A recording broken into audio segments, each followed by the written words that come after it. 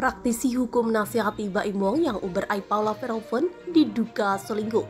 Saya pikir, dilansir dari suara.com. Terkait dari kemarin kan sempat Baim Wong melakukan press conference soal buka aib nih, soal dia ini perselingkuhan yang diduga dilakukan oleh Paula nih. Abang sendiri nih sebagai praktisi hukum nih melihatnya kasus ini seperti apa, Bang? Apakah pantas seorang Baim Wong menginformasikan perselingkuhan yang terjadi pada dirinya sendiri gitu, Bang?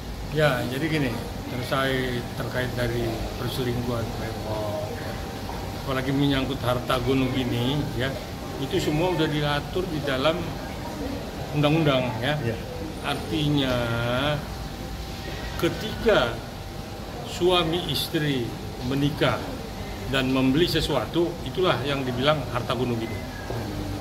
Nah, ketika istrinya atau si suaminya itu membawa harta dari luar, nah itu harta bawaan, itu bukan bagian dari harta gunung gini. Jadi yang bisa dibagi dalam perceraian yaitu harta gunung gini, harta yang didapat dalam perkawinan. Seperti itu ya. Nah, terkait Baim Wong yang katanya istrinya selingkuh, saya pikir selingkuh itu hal-hal biasa aja. Artinya kalau memang sudah tidak ada kecocokan rumah tangga, kadang istri selingkuh atau suaminya selingkuh. Itu biasa ya di kota-kota besar seperti Jakarta. Tetapi ya ketika perselingkuhan itu bisa dimaafkan, bisa diampuni, ya bisa dimengerti karena faktor apa? Saya pikir tidak harus mesti bercerai. Nah, kan juga perselingkuhan itu mesti dibuktikan ya. Nah, inilah yang memang pembuktiannya itu harus melalui pengadilan.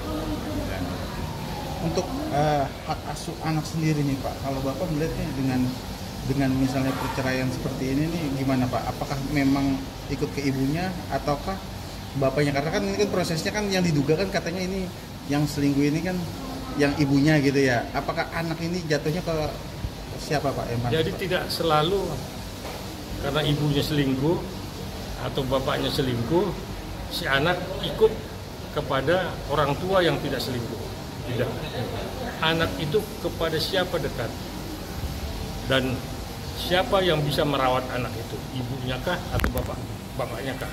Nah, kalau tadi ibunya dibilang tukang selingkuh, sering meninggalkan anaknya atau tidak merawat, tidak mendidik, tidak menyekolahkan atau tidak mengurus lah, kita bilang. Nah, itu mungkin nanti pengadilan melihat bahwa hak asuh itu ada pada bapaknya. Nah, begitu juga sebaliknya. Nah, kalau bapaknya tukang selingkuh, ibunya tapi tidak bisa merawat anaknya, ya itu bagaimana majelis hakim melihat mungkin kepada bapaknya juga nanti diserahkan untuk asuhnya. Ya. Jadi ini tergantung kepada siapa anak itu dekat dan kepada siapa anak itu memang diurus. Ya. Tidak selalu harus ke ibunya atau tidak harus selalu ke bapaknya, sekalipun ibunya selingkuh. Tapi kalau seorang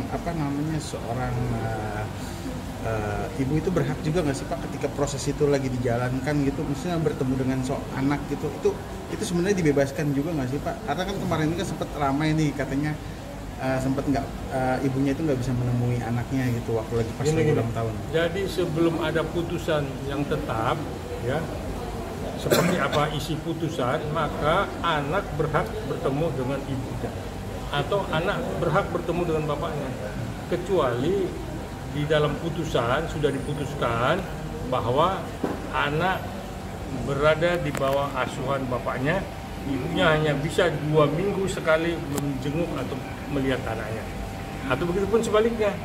Nah, jadi tidak selalu harus ya putusan itu yang isinya melarang anak itu bertemu dengan ibunya atau bapaknya.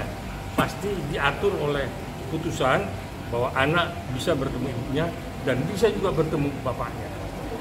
Tapi ada undang-undang juga, Pak, yang mengatur bahwa anak di bawah 5 tahun atau berapa tahun itu jatuh hak asuhnya di ibunya. Jadi gini, nggak selalu ya. Memang semua diatur undang-undang. Kalau anak di bawah umur ya, tapi anak itu dekatnya kepada siapa? Ya, kalau anak itu dekat kepada bapaknya, pasti majelis melihat pasti dijatuhkan hak asuh kepada bapaknya. Tapi kalau dekat sama ibunya, sekalipun ibunya selingkuh, pasti jatuh kepada ibunya, kan ibunya yang ngurus. Kan bapaknya juga kerja, cari makan, apa segala macam. Nah itu selalu dalam putusan itu turut serta, ya, anak diserahkan kepada siapa pengasuhnya. Itu ketika dilihat majelis hakim, siapa dari orang tua kedua ini paling dekat terhadap anaknya, yang care, yang bertanggung jawab. Tapi perihal adanya tudingan Baim pelit itu gimana sih Bang?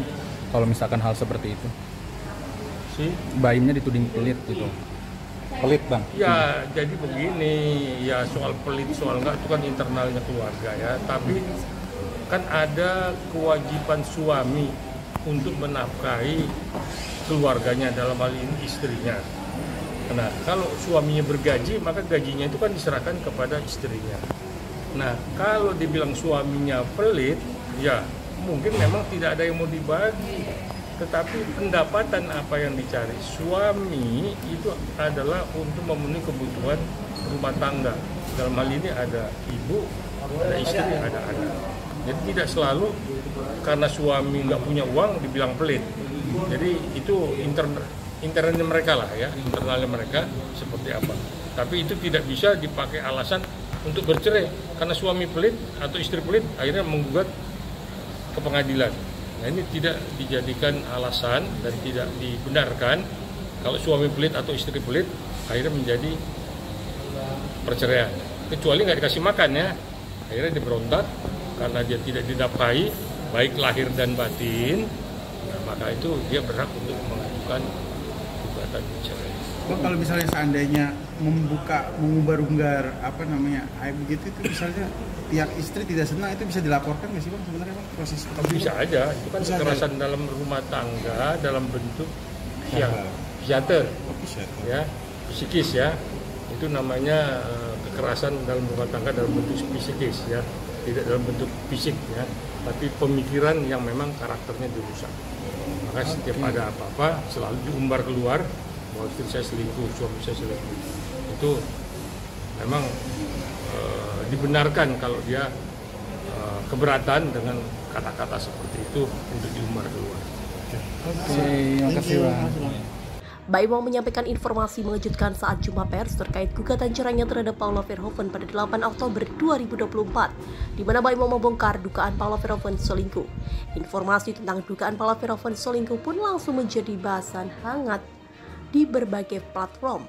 Kira-kira seperti apa pandangan praktisi hukum soal sikap Baim yang mengubar dugaan istrinya selingkuh? Ditanya perihal ini, praktisi hukum Muarakarta Simatupang memberikan jawaban yang cukup panjang. Advokat senior itu lebih dulu mengatakan kalau selingkuh dinilai sebagai kasus yang cukup banyak terjadi di kota-kota besar.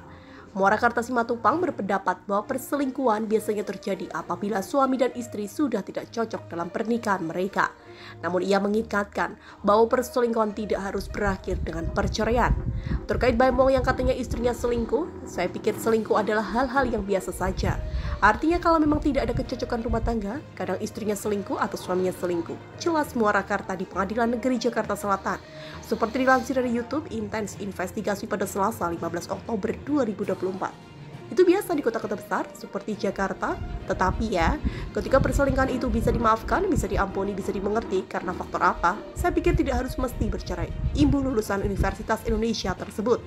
Selain itu, Muarakarta Simatupang mengingatkan Baim soal pembuktian dugaan perselingkuhan, yang menegaskan bahwa tuduhan selingkuh harus dibuktikan di pengadilan, tidak boleh sembarangan. Kan juga perselingkuhan itu mesti dibuktikan. Nah ini yang memang pembuktiannya itu harus melalui pengadilan, tandas Muarakarta Simatupang. Sebelumnya, Baim mengatakan kalau pria yang diduga ada main dengan Paula Verhoeven adalah teman baiknya sendiri. Hal ini membuat nama Dimas Seto ikut terseret, namun Baim tegas membantah kabar tersebut dan mengatakan kalau Dimas Seto merupakan sosok yang baik. Ciri-ciri pria yang diduga menjadi selingkuhan Paula Verhoeven yang diungkap oleh Fahmi Bamit selaku kuasa hukum Baim yang menegaskan kalau pria tersebut bukan berprofesi sebagai artis, melainkan wira swasta. Namun ia akan menyebutkan lebih lanjut soal inisial atau informasi lain sebab berkaitan dengan isu gugatan cerai kliennya itu.